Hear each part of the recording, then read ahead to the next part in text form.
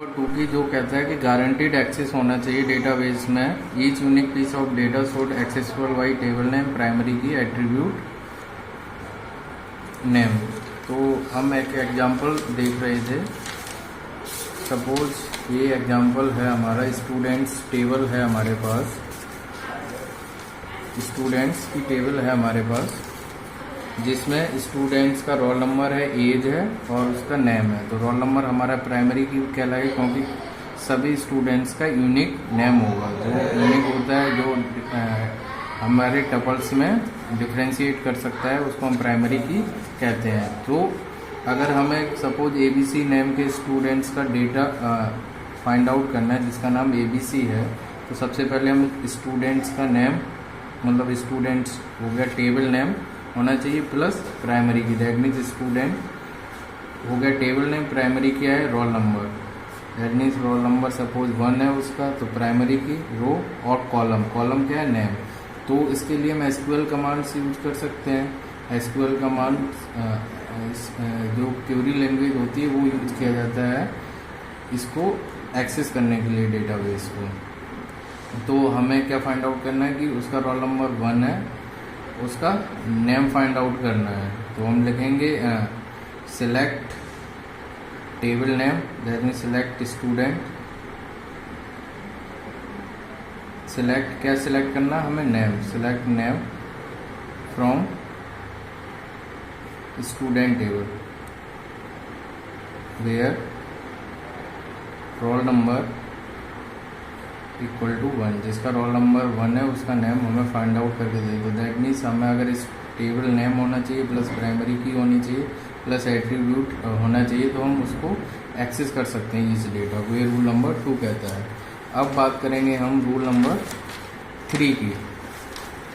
तो rule number 3 क्या है, systematic treatment of null values. That means suppose इसी एग्जाम्पल की बात करें तो कई सारे एट्रीब्यूट्स हो सकते हैं, उसका फ़ोन नंबर है, ईमेल आईडी है। तो सपोज कुछ स्टूडेंट्स की ईमेल आईडी नहीं होती है, तो हम क्या करते हैं कि ब्लैंक छोड़ देते हैं, उसको खाली छोड़ देते हैं। किसी को होती है तो हम लिख देते हैं। फ़ोन नंबर भी कुछ लोग प्रोवाइड करते हैं, जैसे लैंडलाइन सबके यहाँ नहीं होता है तो लैंडलाइन नंबर कुछ प्रोवाइड करते हैं, कुछ नहीं है। तो जो इम्पटी वैल्यूज होती हैं वो एज अ अननोन ट्रीट की जाती हैं। दैट मीन्स उनको हम नल वैल्यू एग्ज्यूम करके चलते हैं। इसमें लिखा है ना, null has several meaning. It can be missing data, that means not available, not applicable, और no value। अगर कोई वैल्यू नहीं है, मिसिंग है डेटा और नॉट एप्लीकेबल है, तो उसको एज अ नल ट्रीट करेंगे। It should be handle consistently, इसको कंसिस्टेंटली हैंडल किया जाएगा।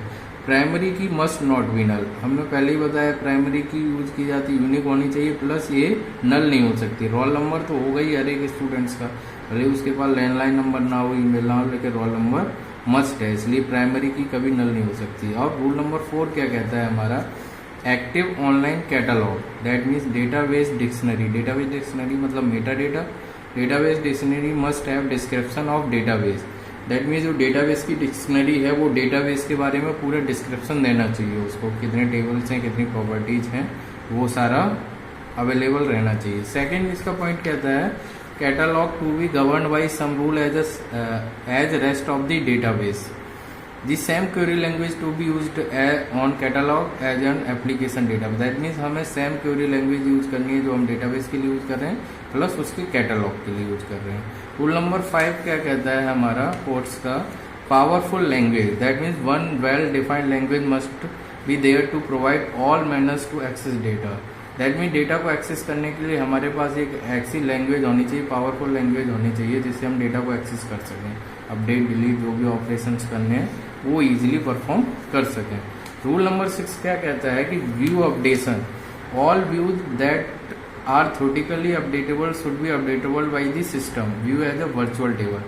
व्यू क्या कहलाता है, हमारे पास वर्चुअल टेबल होती है। जैसे टेबल में तो कई सारे एट्रीब्यूट्स हो गए, तो इनका हम सिर्फ 3 कॉलम को रिप्रेजेंट करते हैं, रोल नंबर, एज और नेम, और बाकी फ़ोन नंबर, ईमेल आईडी, बाकी डिटेल्स को हाइड कर दें। तो ये इसका क्या हुआ, एक टेबल का व्यू हुआ, वर्चुअल रिप्रेजेंटेशन। टोटल में तो पूरा है, लेकिन कुछ पर्टिकुलर जितना हमें शो करना उतना शो कर दिया, तो वो क्या कहलाएगा, हमारा व्यू कहलाएगा। तो view updation must be updated bye the system, system के द्वारा अपडेशन होना चाहिए। रूल नंबर 7 क्या कहता है, relational level operation. That means relation level operation मतलब there must be insertion, deletion, updation operation at each level of relation.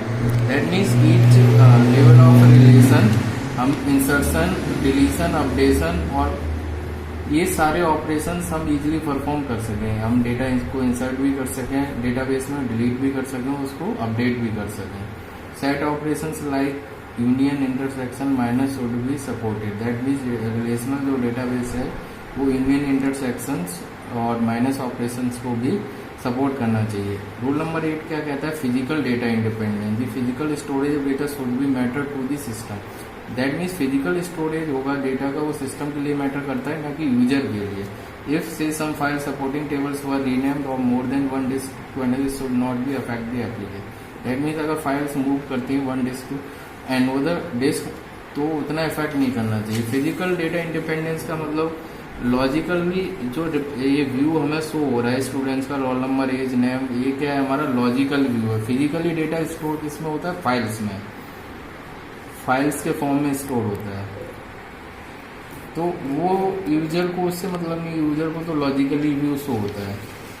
ये rule number 8 कहता है। रूल नंबर 9 क्या कहता है, लॉजिकल डेटा इंडिपेंडेंस। अब लॉजिकल डेटा इंडिपेंडेंस की बात हुई तो इसमें लिखा है there is a change in the logical structure. Logical structure हमने अभी बताया कि लॉजिकल स्ट्रक्चर में ही हमें डेटा टेबल के फॉर्म में रिप्रेजेंट होता है। ये लॉजिकल स्ट्रक्चर जो फाइल्स में स्टोर होता है वो फिजिकल स्ट्रक्चर होता है हमारा। तो जो logical structure of the database के user view of data should not change. That means logical structure change नहीं होना चाहिए। Say if a table is a split in 2 tables, अगर टेबल्स को हम 2 टेबल्स में डिवाइड कर दें तो एक new view should give result as a join of the 2 tables. तो जो नया व्यू आएगा वो as a result of the join of the 2 tables होगा। This rule is most difficult to satisfy. Logical properties को सेटिस्फाई करने के लिए काफ़ी टिपिकल होता है। Rule number 10 integrity independence.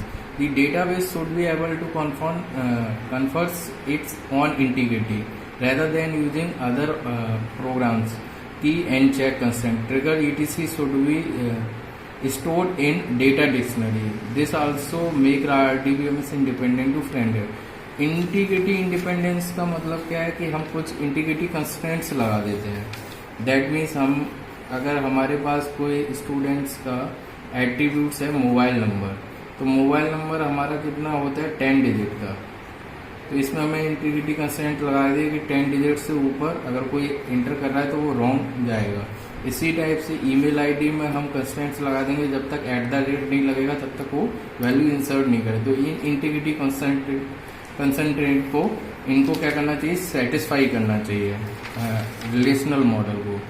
अब रूल नंबर 11 क्या कहता है, distribution independence. Data base should work properly regardless of its distribution across network. Distribution independence हमें ये मतलब नहीं होना चाहिए कि डेटा हमारा कहाँ स्टोर है।